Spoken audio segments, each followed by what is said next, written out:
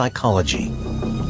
The ease with which the Israelis were fooled by the Egyptian double agent is another bit of evidence for this psychology of overconfidence that so hampered them before the Yom Kippur War.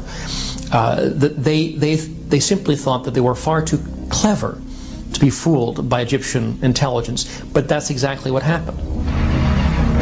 As the Israeli cabinet meets that crucial morning, however, they are unaware that they have been duped. That afternoon, the source requests an urgent meeting in London. The Mossad head, Zvika Zamir, flies to meet with him. The message is bleak.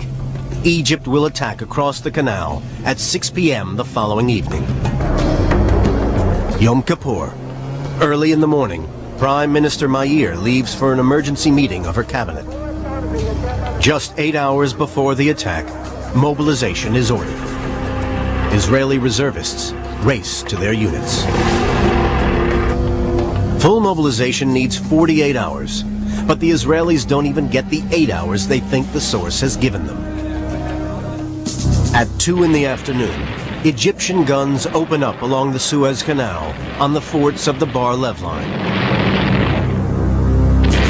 Troops race down the banks and set off in assault boats.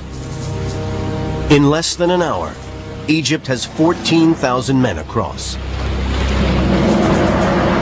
Pontoon bridges are built. The 500 Israeli troops and the 40 tanks on the Bar-Lev line are overrun or besieged. By 8 the next morning, the Egyptians have 90,000 men and 850 tanks across the canal, and their 5 bridgeheads form an almost continuous line some 5 miles deep into the Sinai.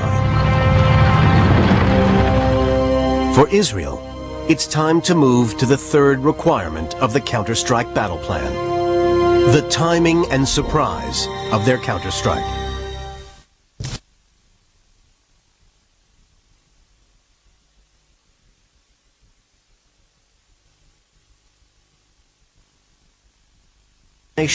As soon as units reach the front.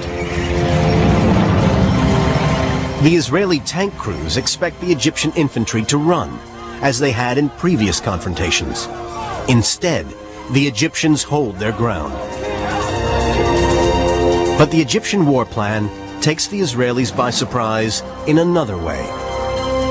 Instead of racing forward into the Sinai, where they can be picked off by Israeli planes and tanks, they remain within a defensive umbrella.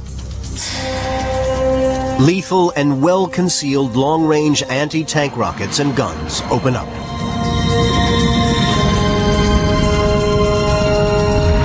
"53 out of the Sinai Division's 300 tanks are hit and put out of action.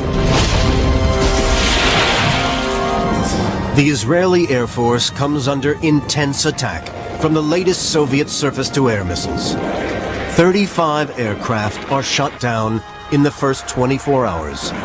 Vital air support is abandoned.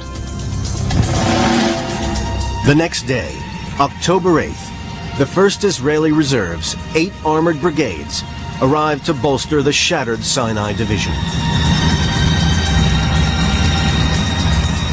Again, they are thrown into the assault without waiting to concentrate their forces and firepower. It is a disaster.